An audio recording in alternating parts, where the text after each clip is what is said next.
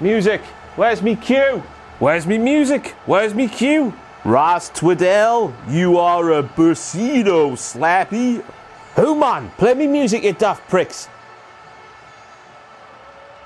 I want my music right now. Ross calling for his music because it's the music that will get these fans behind Ross, for them to understand what's going on. Where's my pissing music? For the love of God. And he asks, and he shall receive.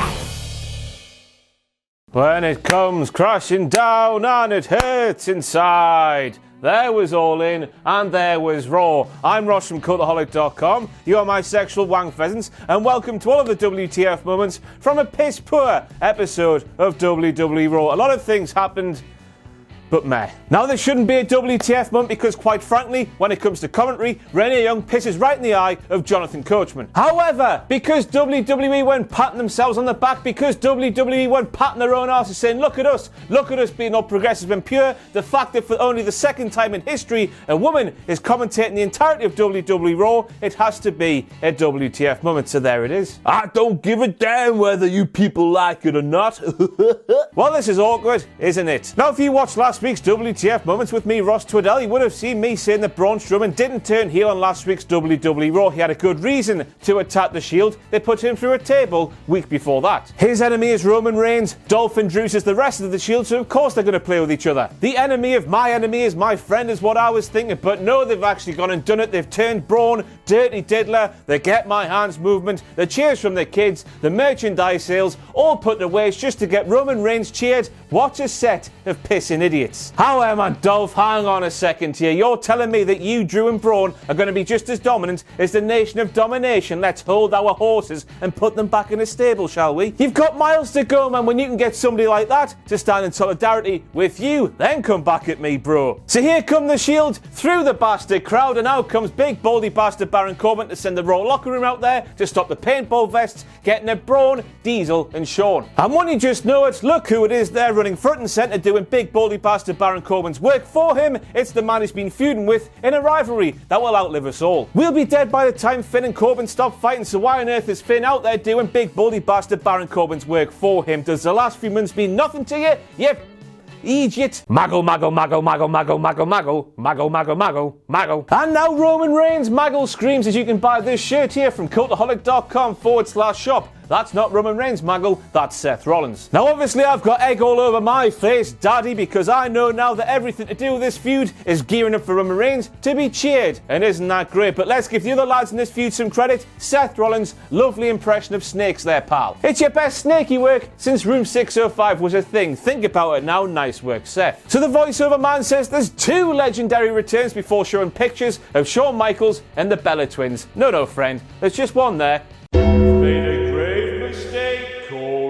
The Shield weren't going to take last week's standing down according to Corey Graves. Don't you mean sitting down, Corey? How on earth does a person stand down? I'm going to try it right now. Cameraman Richard Tubman, follow the leader, the buzzard.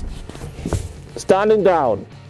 And now it's time for this. Wankety wank, wankety wank, wankety wank, wankety wank, wankety wank, wankety wank, wankety wank. Hello everybody, welcome to Wankety Wank. You know how it works by now. Thank you very much to Charles Tran for pointing out some fake po-po things. So moments after running out there as quick as he could doing big baldy bastard Baron Corbin's work for him, your boy Finn Bálor waltzes into big baldy bastard Baron Corbin's office and says, how there you big bald bastard, I don't like you. Let's have a wrestle and find out who the better man is, and I now have a headache. I've got to give the edge to the Riott Sqaud here. They've been competing at a very high level. The Bellas haven't been doing that for 3 years, according to Corey Graves. Brie Bella retired on the pre-show of WrestleMania 32 in 2016, and in the months after that, Nikki Bella was feuding with Natalya on SmackDown Live, and then came the stuff with The Miz and John Cena and Maurice. You just think because Jonathan Coachman's there, you can just spell bollocks out your mouth and no one will notice, because Coachman's so bad, don't you, Corey? But the fact was, he wasn't there last night, and Renee Young pulled your quiff off. Might be some ring rust on the the Bellas, I hope they know what they got themselves in for. Corey Graves said in what has to be one of the biggest WTF moments, Corey Graves was bloody spot on. Brie Mudd went past its sell-by date because cheese. Now I know this might be a bit harsh because it was her first match back in a very long time, but Brie Bella, 2 tope suicidas, looking for shades of Seth Rollins, ended up with shades of Shelly Martinez. And next up we have Chad Gable saying he's been captivated by the way Bobby Roode has carried himself on WWE Raw. So Chad Gable, you're telling the world you've been captivated by the most bland and smiley babyface we've seen since that? You're talking bollocks, pal. Get the piss pot out, lads. Chad needs tested for stuff. Ronda Rousey, woman on the planet. I guess they're right, but they're not right, are they? Here comes Natalya wearing the jacket made famous by her late great father, Jim the Anvil Neidhart. Michael Cole says, not Michael Cole, if Jim the Anvil Neidhart could have fit into that sparkly little number that's clean made for Natalya, I'll give you £1 million. And it doesn't matter that I don't have £1 million, because that's never Jim the Anvil Neidhart's jacket. Holy balls, go back and watch Ronda Rousey and Alicia Fox's interactions from last night's Raw. Alicia quite literally lost an arm. My words cannot do what Ronda did justice. I tell you what, it's a good job that Alicia is actually a fox, because that means she's got 3 more limbs to play with. Hang on a second, Richard. Zoom in on that. He looks like Quasi-Bastard Moda with his big eye and his big hump. We're going 2s up on a banjo, people, because now it's time for this. Wankety wank, wankety wank, wankety wank, wankety wank, wankety wank, wankety wank, wankety wank. Many people tweeted me this, so thank you to many people. WWE, didn't you not know on Labour Day, courts are closed, so what you did on the entirety for last night's Raw could not have happened. Well done there, lads. Isn't it nice to see Captain Obvious putting his degree in stating the pissing obvious from Obvious University to good use? What is the point in that sign? And then this came out of absolutely nowhere. It looks like Paul Ellering was putting a hot tub time machine with the water on way too hot. He shrunk. Good on Sqaud, of course. Nice to see him making his main roster debut in WWE, but I'm sure that even he will admit he never saw his main roster debut happening like that. What's the crap with authority figures in WWE today? Loving a bit of dressing up.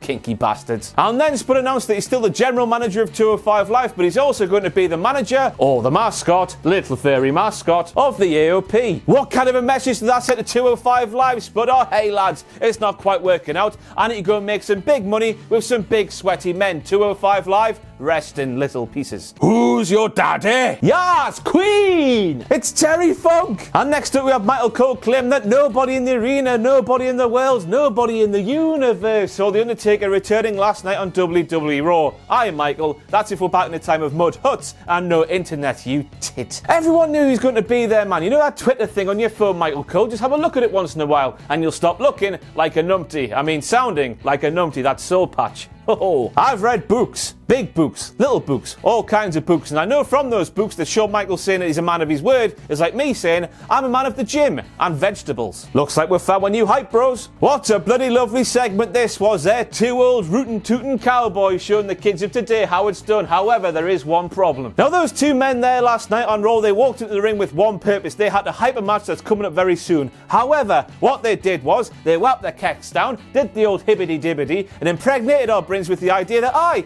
we want to see Shawn Michaels versus The Undertaker at the next WrestleMania. Great segment, aye, but they did the exact opposite of what they were trying to do. And if we don't get that match now, by the way, Undertaker and Shawn, I'll furiously write something on the internet. Aye. And during that segment, Shawn Michaels claims that Triple H has more left in the tank than The Undertaker, which is why Shawn believes that Triple H will win at the Super Laddie Show down in Australia. And while saying this, Shawn Michaels also proved that he hasn't been watching WWE at all in 2018. WrestleMania 34, The Undertaker squashed John Cena just like John squashed Nikki Bella's hopes and dreams. It's too far, that. Then, at the Greatest Royal Rumble, John Cena beat Triple H, who of course also lost at the same WrestleMania, where The Undertaker squashed John Cena, who beat Triple H. Shawn Michaels, whose arse did you pluck that opinion from? Your boy from Bálor is a messy eater, confirmed. Why does he need 2 more of the same shirt he's already wearing, hung up like that? Now, of course, I concede that one of the shirts up there might be for after the show, but let's be real here. What kind of a mark wears their own merch in public? Don't look at us. But more importantly, we learned that Finn spills his soup. Pass it on. So we learned last night that the Shield were convicted for inciting a riot, even though we didn't know what the hell their intentions were when they walked into a room walked down some stairs and hopped a barricade. They could have just been heading for the ring for a little chat, a nice natter and a cup of tea, but no, big baldy bastard Baron Corbin cut them off with the Raw roster attacking them. If anything, Baron Corbin's the one who caused all the violence. Stick that bald prick in the clink now. Bit presumptuous of the law folk, don't you think? Dun dun dun dun dun dun dun dun dun. So big baldy bastard Baron Corbin claimed that he had too much on his big bald bastard plate, which means he couldn't face your boy Finn Balor in a match, so instead he booked your boy Finn Balor in a match with Braun Strowman. Renee Young saw this happen, so she started talking about how your boy Finn Balor will be taking on Braun Strowman in a match later in the night. However, Kevin Dunn still showed this graphic. That's because he was eating ass with teeth. Now, of course, we live in a time where Sasha Banks and Bayley were sent to therapy because they got a little bit angry with each other. We also live in a time where some made-up anger on the part of Bobby Lashley sees Bobby Lashley sent to the ring by big baldy bastard Baron Corbin to do some funny ha-ha meditation with Jinder McSaggy nipples. The latter sort of mocks the former, doesn't it? And the former was bollocks to begin with. Is that Owens over there? What are you doing here? What? Am I crazy or didn't you quit? When? Monday. What? Oh, that? I didn't quit. You took that seriously? Aye, Kevin Owens was back in Jesus Christ Superstar and you come for a little jiggle. Shabba. So we heard the Shield were released from D Clink and back they came after the main event in a police van. Are we supposed to believe for all that's holy that the police just said, here you go Roman Reigns, who got out of the driver's seat, here's our keys, drive our van? Because if we are, we're buggered. We're buggered. Kevin Owens, first in line, stopping the Shield, beating up Braun Strowman. Will people think about things before they do them? Halfway through Raw, the Little Fairy mascot claims they're going to go for the Tag Team Championships. At the end of Raw, they are helping the Tag Team Champions. Will somebody think that? Now I end this episode of WTF Moments with a question. If a Money in the Bank cash-in doesn't count until the bell rings, why didn't Braun Strowman think, God, there's Roman Reigns, he's dead on the floor. The bell hasn't rung yet for a Hell in a Cell match. Why don't I get me briefcase back and cash it in now? Instant win. Tell us. That's it for all your WTF moments. I've been Ross from Cultaholic.com. Thank you for sticking with me through these troubling times. If you want to follow me on Twitter, it's at RossOnRastle. If you like what we do here at Cultaholic, it's patreon.com/Cultaholic. Anything you thought to give us would be greatly appreciated and we'll love you forever. But most importantly of all, don't forget to join us every form of social media going. That will have.